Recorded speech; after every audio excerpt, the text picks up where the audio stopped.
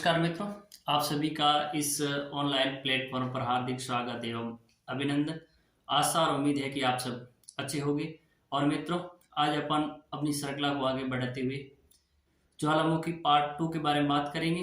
कल वाली क्लास के अंदर अपन ने ज्वालामुखी से किस प्रकार की स्थलाकृतियों का निर्माण होता है उन आकृतियों के बारे में बात की थी, और जिसके अंतर्गत अपन जो ज्वालामुखी क्रिया का उद्भेदन होता है, और जब ज्वालामुखी क्रिया का उद्भेदन होता है तो बाह्य जो स्थलाकृतियाँ कौन कौन सी बनती है उसके बारे में बात है वो विद्यार्थियों की थी। आज अपन कल वाली बात को आगे बढ़ाते हुए आज अपन बात करेंगे जो ज्वालामुखी क्रिया है विद्यार्थियों। इस ज्वालामुखी क्रिया से पृथ्वी के अंदर वाले भाग यानी अंतर्वेदी स्थलाकृतियाँ कौन कौन सी बनती है और उन अंतर्वेदी स्थलाकृतियों का निर्माण किस प्रकार से होता है, अपन आज उनके बारे में चर्चा करेंगे। बिना देरी करते हुए उन आकृतियों जो इस अंदर की पृथ्वी के आंतरिक भाग में जो भी स्थलाकृति बनेगी विद्यार्थियों, अपन उसके बारे में चर्चा करेंगे। जब अपन विद्यार्थियों पृथ्वी के आंतरिक भाग में बनने वाली स्थलाकृतियों के बारे में जब मैं चर्चा करता हूँ विद्यार्थियों, तो सबसे पहले अपन ये समझने का प्रयास करते हैं कि पृथ्वी के आंतरिक भाग या अंतर्वेदी स्थलाकृतियाँ कौन कौन सी होती। जब विद्यार्थियों मैं अंतर्वेदी स्थलाकृतियों की बात करता हूँ तो सबसे पहले मैं इसकी छोटी सी परिभाषा के बारे में बात करें तो अपने इसलिए जब ये लिख सकते हैं विद्यार्थी, जब मैग्मा पृथ्वी के आंतरिक भाग में जमा हो जाने से जो स्थलाकृति या स्थलाकृति का निर्माण होता है उसे क्या कहते हैं, आंतरिक स्थलाकृति। कहने का मतलब ये विद्यार्थियों कि जब मैग्मा क्या है, जब मैग्मा पृथ्वी के आंतरिक भाग में, अब पृथ्वी के आंतरिक भाग में किसी भी कारणवश मान लीजिए पृथ्वी के अंदर की चट्टानें मजबूत है तो भी वो मैग्मा को बाहर जाने देगी नहीं विद्यार्थियों।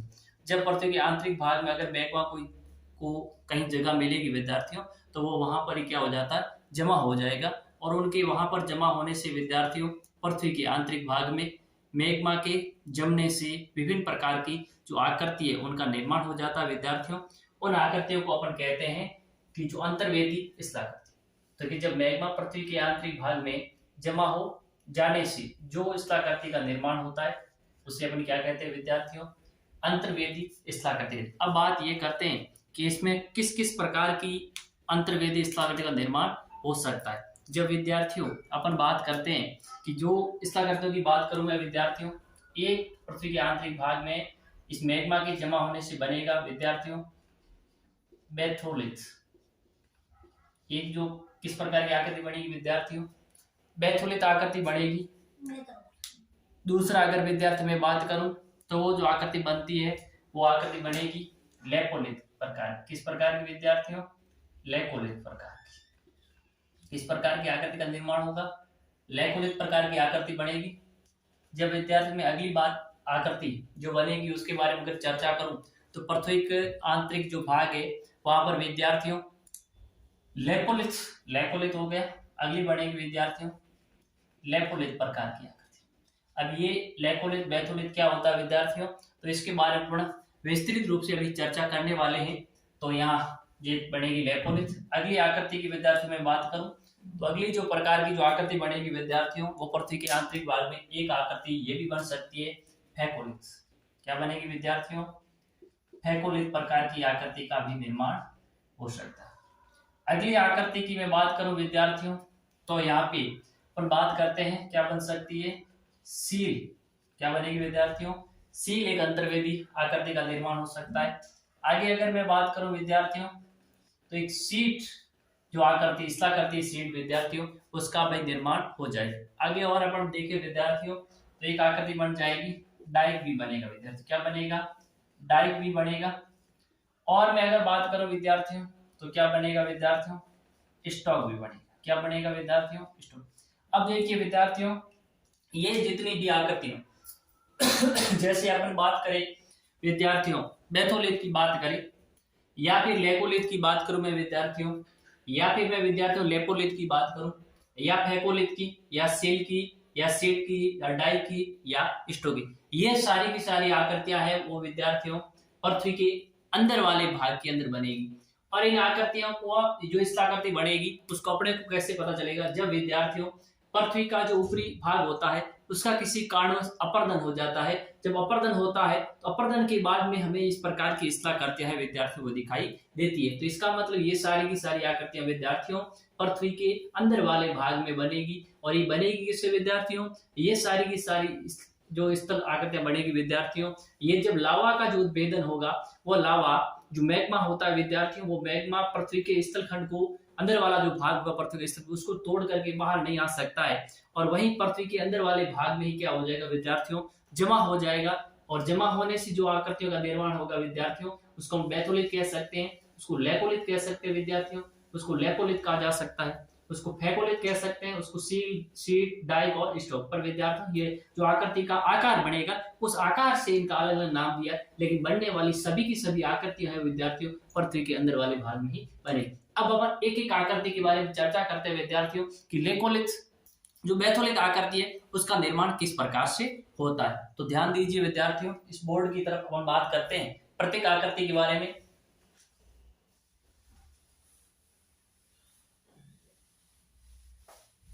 सबसे पहले मैं विद्यार्थियों बात करूंगा लेपोलिथ जो आकृति है वो किस प्रकार बनेगी। विद्यार्थियों अपन सब जानते हैं कि ये जो भाग है विद्यार्थियों या अर्धतल अवस्था में होता है ये भाग विद्यार्थियों, जो ये जब भाग विद्यार्थियों अर्धतल अवस्था में है तो इसको हम किस नाम से जानते हैं, आप और हम सब जानते हैं विद्यार्थियों, इस भाग को अपन कहते हैं दुर्बलता बंध कहते हैं विद्यार्थियों। क्या कहा जाता है इस भाग को, इस भाग को कहा जाता है विद्यार्थियों दुर्बलता बंध कहते हैं। इसको क्या कहते हैं, दुर्बलता बंध, यानी या विद्यार्थियों में इसको क्या कह सकता हूं, अर्धतरल है विद्यार्थियों। ये भाग कैसा है विद्यार्थियों, अर्धतरल है, यानी न तो पूर्ण रूप से ठोस है विद्यार्थियों और नहीं क्या है पूर्ण रूप से तरल है, यानी इनके मध्य की अवस्था है, यानी न तो ठोस और नहीं द्रव। इसका मतलब इसको अपन कहते हैं विद्यार्थियों अर्धतरल भाग है।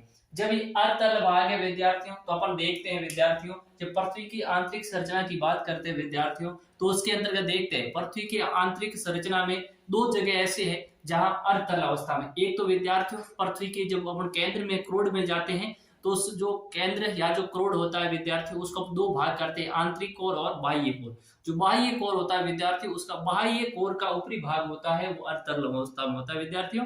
इसी प्रकार से जो मैग्मा है ये जो अर्धतल वाला भाग है विद्यार्थियों, ये जो दूसरी पृथ्वी की एक सियाल और सीमा जो परत है विद्यार्थियों, सीमा के भी अपन दो भाग करते हैं ऊपरी और आंतरिक। जब ऊपरी भाग की बात करता हूं तो सीमा का ऊपरी भाग होता है विद्यार्थियों अर्धतल अवस्था में होता है। कौन सी तरल अवस्था में होता है विद्यार्थियों, सीमा का ऊपरी भाग है वो अर्धतल अवस्था में होता है। तो इसका मतलब ये सीमा का ऊपरी भाग है विद्यार्थी और ये किस प्रकार का है, अर्धतल। अब ये भाग अर्धतल क्यों होता है, क्योंकि विद्यार्थियों जब अपन जानते हैं जो पृथ्वी की मूल रूप से जो पृथ्वी की अपन विद्यार्थियों में बात करूं तो इधर देखिए विद्यार्थियों, जैसे मान लीजिए अपनी पृथ्वी है विद्यार्थियों, इस पृथ्वी के आंतरिक भाग की बात करो तो मूल रूप से तीन परतें विद्यार्थी, तीन परत का मतलब एक परत ये हो गई विद्यार्थियों, एक ये जैसे सियाल हो गई, सीमा हो गई, निपि। अब विद्वानों परत की बात की जाए तो अलग अलग विद्वानों ने पृथ्वी को आंतरिक भागों में अलग, पर मैं स्विस व्यक्ति जो स्विस विद्वान है व्यक्ति विद्यार्थियों उसकी बात को उन्होंने पृथ्वी को मोटे रूप से तीन भागों सियाल, सीमा और निपि की बात की थी। तो ये जो सियाल है विद्यार्थियों ये सीमा के ऊपर क्या कर रही है, गति कर रही है। इसी प्रकार से ये जो परत है ये इस कोर के ऊपर क्या कर रही है, गति। तो यहाँ पर भी ये परत घूम रही विद्यार्थी, यहाँ से भी घूम रही है इस और, तो इसका मतलब है कि यहाँ एक्स्ट्रा एनर्जी का निर्माण होता है। जब यहाँ एक्स्ट्रा एनर्जी का निर्माण होगा तो इसका मतलब इस भाग की तुलना में इस भाग की तुलना में यहाँ ऊर्जा ज्यादा होगी विद्यार्थियों। जब ऊर्जा ज्यादा होगी तो तापमान क्या होगा विद्यार्थियों, बढ़ जाएगा, और तापमान बढ़ेगा तो इसका मतलब ये क्षेत्र होते हैं विद्यार्थियों किस अवस्था में होते हैं, अर्धतल। या मैं बात करूं तो यहाँ दो चीज होती है विद्यार्थियों, एक तापमान होता है, एक होता है दाब विद्यार्थी। क्या होता है, एक तापमान होता है, एक क्या होता है, दाब। जब हम विद्यार्थियों दोनों की बात करते हैं तो इसके अंतर्गत विद्यार्थी अपन ये देखते हैं कि जहां तापमान दाब की तुलना में क्या हो जाएगा विद्यार्थियों, ज्यादा, यानी जहां तापमान है वो दाब की तुलना में क्या है विद्यार्थियों, अधिक है। तो इसका मतलब प्रभाव होगा दाब का नहीं होगा विद्यार्थियों, प्रभाव किसका होगा, ताप का प्रभाव होगा। किसका प्रभाव होगा, ताप। क्यों, तापमान ज्यादा है और दाब क्या है विद्यार्थियों, कम, यानी जब इन दोनों की तुलना की किसी क्षेत्र पे विद्यार्थी पृथ्वी के आंतरिक भाग में जिस जगह का तापमान ज्यादा और दाब कम है, इसका मतलब ये हुआ विद्यार्थियों कि वो क्षेत्र है वो अर्धतल अवस्था में होता है। कौन सी अवस्था में होता है विद्यार्थियों? अर्धतल। पर विद्यार्थियों जैसे हम पृथ्वी के कोर की बात करें, आंतरिक कोर की, ये बहुत ही विद्यार्थियों क्या होता है? संगठित होता है, यानी बहुत ज्यादा घनत्व वाला। क्यों? क्योंकि पृथ्वी के जो कोर है, अंदर वाला कोर का आंतरिक भाग है विद्यार्थियों, वहां तापमान की तुलना में दाब क्या होता है? अधिक होता है। और जब दाब ज्यादा है तो इसका मतलब उस वस्तु के कण उतने ही क्या होते हैं विद्यार्थियों? पास पास से संगठित होगी, यानी उस वस्तु का घनत्व क्या होता है विद्यार्थियों? ज्यादा। तो यहाँ ये जो क्षेत्र है विद्यार्थियों, इस क्षेत्र के अंतर्गत दाब की तुलना में तापमान ज्यादा है विद्यार्थियों, इसलिए पृथ्वी का भाग है वो जो ये क्षेत्र है वो अर्धतल अवस्था में विद्यार्थियों। तो इसको अर्धतल क्षेत्र को हम दुर्बलता मंडल कहते हैं विद्यार्थियों, या फिर अर्धतल क्षेत्र कहते हैं, या फिर इसको विद्यार्थियों में ऐसे कहूं कि मैग्मा चैम्बर, तो भी सही है, गलत वाला बात नहीं है विद्यार्थी। या फिर इसको हम कहते हैं मैग्मा चैम्बर कहते हैं विद्यार्थी। क्या कहते हैं इसको? मैग्मा चैम्बर के नाम से भी जाना जाता है। और विद्यार्थियों देखिए, लगभग इससे जो 200 किलोमीटर ऊपर, लगभग ये पृथ्वी के अंदर की बात हो रही है विद्यार्थियों, यहाँ से यहाँ की जो दूरी, जो ये गहराई है, इसकी बात करूं, ये लगभग विद्यार्थियों 200 किलोमीटर होती है। कितने किलोमीटर? 2। ये जो भाग है विद्यार्थियों, इसको मैं बोलता हूँ स्थल मंड कहूंगा, यानी ये पूरा पूरा भाग, इसको अपन क्या कहते हैं विद्यार्थियों? इसको कहते हैं स्थल मंड कहते हैं। क्या कहते हैं विद्यार्थियों? इस भाग को अपन कहेंगे स्थल मंड। क्या कहेंगे विद्यार्थियों? स्थल मंड कहा जाता है। जब ये स्थल मंड है विद्यार्थियों, ये पृथ्वी के आंतरिक भाग का जो मैग्मा चैम्बर है, दुर्बलता मंड है, तो यहाँ से इस जो मैग्मा चैम्बर दुर्बलता मंड किसी कारण इसका आयतन में क्या हो जाती है विद्यार्थियों? वृद्धि हो जाएगी, यानी आयतन बढ़ जाएगा। तो ये इस जगह से बाहर निकलने की प्रयास करेगा, और बाहर निकलेगा ना विद्यार्थियों, तो अगर ये पृथ्वी, ये जो स्थल मंड का ऊपरी परत है, इसको तोड़ नहीं पाएगा, और इसके अंदर ही, यानी यहाँ कहीं पर भी ये विशेष प्रकार की आकृति में क्या हो जाता है? ये मैग्मा है विद्यार्थियों, लावा के रूप में क्या हो जाएगा?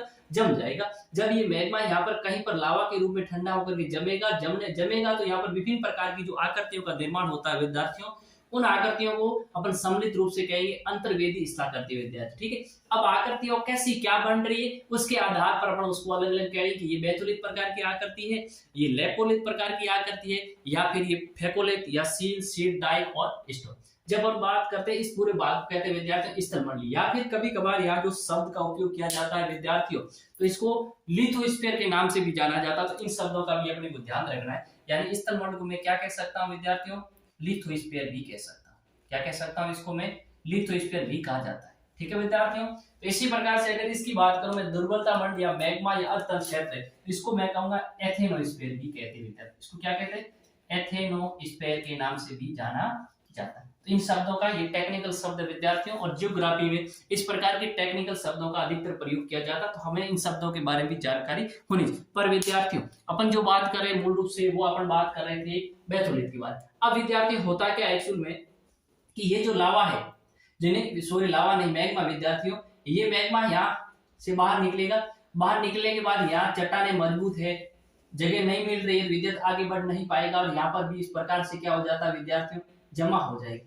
जब ये लावा यहाँ जमा हो जाएगा, जमा होगा, तो यहाँ पर एक विशेष प्रकार की जो आकृतियां बनेगी विद्यार्थी, इस प्रकार की क्या बनेगी? यहाँ पे इस प्रकार की ये गुम्बद के समान क्या बन जाती है? विस्तृत रूप से बनेगी, बहुत बड़ी होगी, बड़े आकार पे बनेगी विद्यार्थी, ध्यान रखें।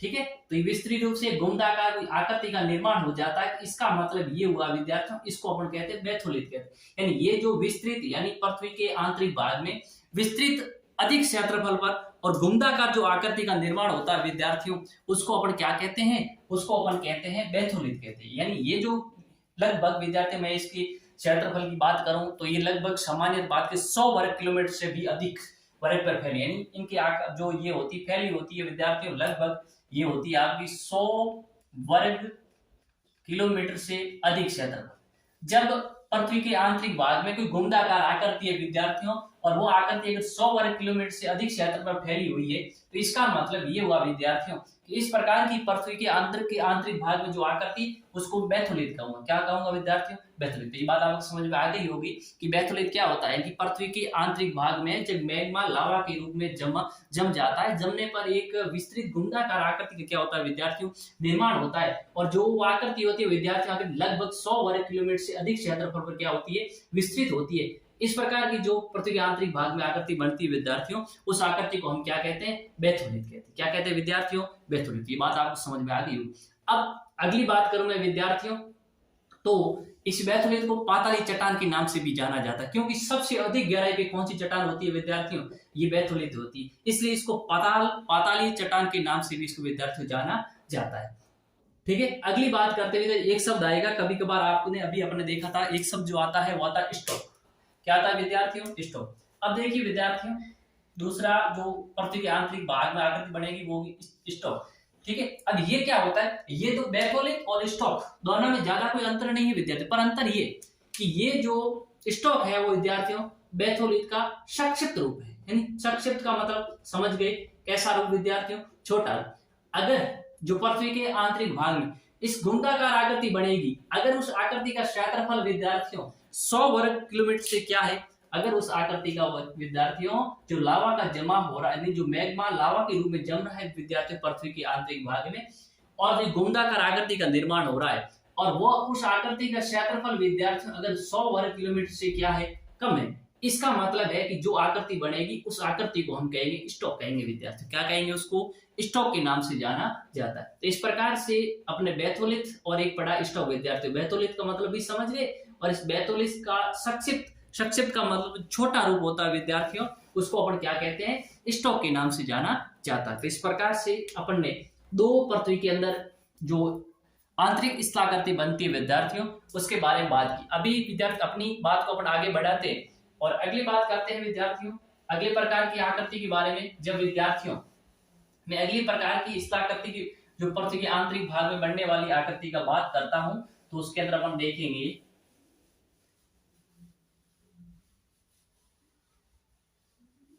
तो अपन उसके अंदर ये देखते हैं विद्यार्थियों, जैसे बैथोलिथ हो गया। अगली बात करते हैं अपन विद्यार्थियों लेकोलिथ की। अगली किस प्रकार की आकृति की बात करते हैं, दो आकृति होगी, तीसरी विद्यार्थियों लेकोलिथ। अब इसमें क्या ये आकृति किस प्रकार की बनेगी विद्यार्थी, तो देखिए जब क्या हुआ विद्यार्थियों, बनेगी तो पृथ्वी के अंदर वाले भाग पे आकृति ये भी, अभी कैसे बनेगी अपन उसके बारे में चर्चा करते हैं।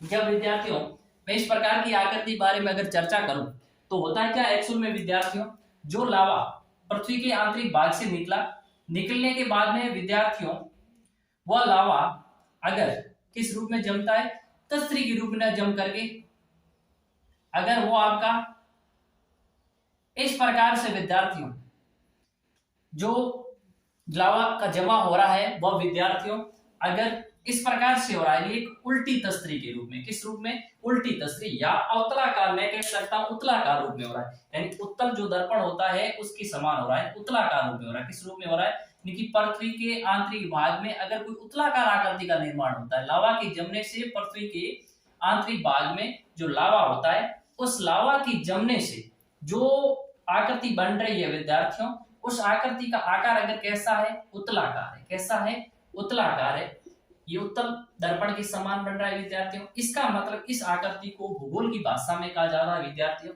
लेकोलिथ कहेंगे। क्या कहेंगे, लेकोलिथ। तो आप विद्यार्थियों बात में समझ में आ गई होगी कि जो पृथ्वी के आंतरिक भाग के अंदर जब जो ये इस प्रकार की आकृतियां विशिष्ट रूप से देखे विद्यार्थियों, तो जो अवसादी चट्टानें होती हैं, सेडिमेंट्री जो रॉक होती है विद्यार्थियों, उसमें अधिकतर इस प्रकार की जो पृथ्वी के आंतरिक भाग में इस प्रकार की जो स्थलाकृति आपको देखने को ज्यादा मिलेगी। तो ध्यान रखें, अवसादी चट्टानें होगी ना विद्यार्थियों, तो ही ये जो आपके लेकोलिथ प्रकार की पृथ्वी के अंदर वाले भाग में इस प्रकार की स्थलाकृति का निर्माण होगा, वरना किसी प्रकार की यहाँ जो लेकोलिथ है इसी आकृति का निर्माण होता नहीं। तो यह बात वो समझ गए होंगे विद्यार्थियों कि ये जो मैग्मा है वो मैग्मा यहाँ से मैग्मा चैम्बर से बाहर आता है और पृथ्वी के आंतरिक भाग के अंदर जब उत्तलाकार रूप में क्या हो जाता है विद्यार्थियों, जमा हो जाएगा। और जमा होने पर यहाँ पे जो एक आकृति बनेगी विद्यार्थियों, उस आकृति को भूगोल की भाषा में क्या कहा जाता है, लेकोलिथ कहते हैं। क्या कहते हैं विद्यार्थियों, लेकोलिथ के नाम से जाना जाता है। अब चलते विद्यार्थियों अपन अगली स्थलाकृति के बारे में बात करते हैं। जब मैं विद्यार्थियों अगले स्थलाकृति की बात करता हूं तो उसके अंतर्गत अपन ये देखने का प्रयास करेंगे विद्यार्थियों कि इस प्रकार की जो स्थलाकृति बनेगी ना विद्यार्थियों, वो अब मैं बात करूं जैसे ये पृथ्वी की ये मैग्मा पाइप है विद्यार्थियों निकलने के लिए, अगर यहाँ पे जो लावा है वो लावा विद्यार्थियों किस रूप में जमा होगा, यहाँ पे आपका जो अच्छा कौन सी आकृति, लेकोलिथ हो गई विद्यार्थियों। अगली आकृति बनेगी लेपोलिथ। लेपोलिथ प्रकार किस प्रकार की आकृति बनेगी, लेपोलिथ प्रकार की आकृति। जब विद्यार्थियों लेपोलिथ प्रकार की आकृति का मैं बात करता हूं, तो यहाँ पे जो ये लावा है ना विद्यार्थियों, जैसे ये निकला लावा, ये निकलने से अगर इस प्रकार की ये जो लावा है, वो लावा अगर इस प्रकार से इस रूप में क्या हो रहा है विद्यार्थियों, जमा हो रहा है। जमा होने से ये एक तस्री नुमा आकृति बन रही है विद्यार्थी। ये कैसी आकृति बन रही है आपको, तस्री के समान आकृति में। जो लावा है विद्यार्थियों वो किस रूप में जमा हो रहा है, वो लावा आपका तस्री के रूप में जमा हो रहा है। किस रूप में जमा हो रहा है विद्यार्थियों, लावा बिल्कुल एक तस्री के रूप में है, वो जमा हो रहा है। या इसको मैं ये भी कह सकता हूं विद्यार्थियों, ये अवतलाकार रूप में, किस रूप में जमा हो रहा है, अवतलाकार रूप, या फिर मैं इसको कह दूं किस रूप में हो रहा है, तस्त्री के रूप में। या फिर लावा जब विद्यार्थियों मैग्मा है, वो मैग्मा लावा के रूप में जो पृथ्वी के आंतरिक भाग जमा होता है, उस मैग्मा को अपन कहते हैं लावा। और लावा के जमने उसे तस्त्री के समान आकृति बनती है। किस समान, पृथ्वी के अंदर भाग में लावा जमा हो रहा है, उसके जमा होने से अगर तस्त्री के समान आकृति बनती है, तो विद्यार्थियों उस आकृति को भूगोल की भाषा में लेपोलिथ के नाम से जानते हैं। किस नाम से जाना जाता है विद्यार्थियों, इस प्रकार की जो आकृति होती है, उस आकृति को भूगोल की भाषा में क्या कहते हैं, लेपोलिथ के नाम से जाना जाता है। चलो विद्यार्थियों, अगले प्रकार की आकृति के बारे में बात करूं तो देखो, 3-4 आकृति प्रकार की आकृतियों के बारे में बात की।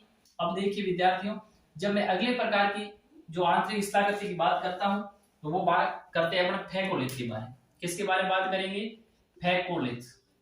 देखिए विद्यार्थियों, जब हम फेकोलिथ के बारे में बात करते हैं तो ये आकृति कैसे बनेगी, बिल्कुल विद्यार्थियों इस प्रकार की जो आकृति है उसका निर्माण अपन इसकी डेफिनेशन को 2 प्रकार से समझ सकते हैं। एक तो विद्यार्थियों कि जब ये जो मैग्मा है, ये मैग्मा लहर के रूप में अगर पृथ्वी के आंतरिक भाग में किस रूप में जमा होता है, लहर के रूप में। ये जो लहर है विद्यार्थी एक इस प्रकार से लहरदार रूप में अगर जमा हो रहा है ऐसे लावा, तो इसका मतलब इस लावा की जमा होने से ये इस प्रकार की लहरदार जो आकृति बनी है विद्यार्थियों, इस लहरदार आकृति को भूगोल में अपन क्या कहते हैं, फेकोलिथ कहते हैं। क्या कहते जाता है इस प्रकार की आकृति को विद्यार्थियों, फेकोलिथ कहेंगे। तो फेकोलिथ का मतलब क्या हुआ, एक तो इस प्रकार से आप कह सकते हैं कि पृथ्वी के आंतरिक भाग में विद्यार्थियों जब जो मैग्मा है, वो मैग्मा या फिर अपन कहेंगे जमा होने के बाद इस मैग्मा को लावा कहा जाता है। ये लावा है वो अगर लहरदार रूप में जमा होता है, जब लावा लहरदार के रूप में जमा होगा ना इसके अंदर वाले भाग पे, अंदर वाले पृथ्वी के आंतरिक भाग में, तो जमा होने से ये जो आकृति बनेगी विद्यार्थियों, इस प्रकार की जो आकृति होती है, उस आकृति को भूगोल की भाषा में क्या कहा जाता है विद्यार्थियों, फेकोलिथ। एक बात तो ये विद्यार्थी, अगर मैं इसको दूसरे शब्दों की उपयोग दूसरी दृष्टि से देखूं विद्यार्थियों, तो मैं इसको ऐसे भी कह सकता हूं कि एक शब्द आप जानते होता है अपनति, एक होता है विद्यार्थियों अभिनति। क्या होता है, एक होता है अपनति और एक क्या होता है, अभिनति। जब मैं विद्यार्थियों अपनति और अभिनति की बात करता हूं, तो उसमें अपन ये देखते हैं विद्यार्थियों कि जो इस लहर का ऊपरी भाग है, इस भाग को भूगोल में क्या बोलते हैं विद्यार्थियों, अपनति कहते हैं। यानी ऊपर उठा हुआ भाग इसको क्या कहते हैं, अपनति। और जब ये नीचे धंसा हुआ है ना भाग विद्यार्थियों, तो इसको अपन क्या कहते हैं, अभिनति। क्या कहते हैं, अभिनति। तो इसको आप ऐसे भी परिभाषित कर सकते हैं कि जब पृथ्वी के अंदर जो लावा होता है वो विद्यार्थियों अगर अभिनति और अपनति के रूप में जमा हो, किस रूप में, अपनति और अभिनति के रूप में अगर पृथ्वी के आंतरिक भाग में विद्यार्थियों लावा का क्या होता है, जमा होता है, उसके जमा होने से जो पृथ्वी के अंदर जो स्थलाकृति का निर्माण होगा विद्यार्थियों, उसको भूगोल की भाषा में क्या कहा जाता है, उसको फेकोलिथ कहा जाता है। क्या कहा जाता है विद्यार्थियों, इस प्रकार की आकृति को अपन कहते हैं फेकोलिथ। तो इस प्रकार से इस आकृति के बारे में हमने बात की, फेकोलिथ। चलो विद्यार्थियों, अब अगले प्रकार की आकृति के बारे में बात करते हैं। जब मैं विद्यार्थियों अगले प्रकार की जो आकृति की बात करता हूं, तो अपन देखते हैं विद्यार्थियों सील देखते हैं। क्या देखते हैं, सील। अब सील की बात करता हूं विद्यार्थियों, 2 शब्द है, एक है विद्यार्थियों सील और एक होता है विद्यार्थियों सीट। तो इसमें ज्यादा कोई डिफरेंट नहीं है विद्यार्थियों। वो क्या होता है अपन बात करते हैं, अपन ये देखते हैं विद्यार्थियों कि ये जब जो लावा है नहीं, जो मैग्मा है, पृथ्वी के अंदर से बाहर निकला और बाहर निकलने के बाद ये पृथ्वी के अंदर वाले भाग में क्षैतिज रूप से, किस रूप में विद्यार्थियों, अब देखो ना विद्यार्थियों, अपन जानते हैं ये रेखा, इस रेखा को मैं क्या कहता हूं, ऊर्ध्वाधर रेखा बोलता हूं। क्या बोलता हूं विद्यार्थियों, इसको मैं ऊर्ध्वाधर रेखा। और जब ये रेखा है ना विद्यार्थियों, इसको मैं क्या बोलता हूं, क्षैतिज कहता हूं। क्या कहता हूं विद्यार्थियों, क्षैतिज। तो ध्यान ये रखना विद्यार्थियों कि जब पृथ्वी के आंतरिक भाग के अंदर जो लावा होता है, वो लावा विद्यार्थियों अगर पृथ्वी के आंतरिक भाग में किस रूप में जमा हो जाएगा, वो पृथ्वी के अंदर वाले भाग में क्षैतिज रूप से क्या हो जाता है विद्यार्थियों, जमा हो जाएगा। जब क्षैतिज रूप से जमा हो जाएगा, हो जाने से जो एक पट्टी का निर्माण होता है, यहाँ जो इस प्रकार की पट्टिका के समान एक क्षैतिज पृथ्वी के अंदर क्या क्षैतिज आकृति का निर्माण होगा।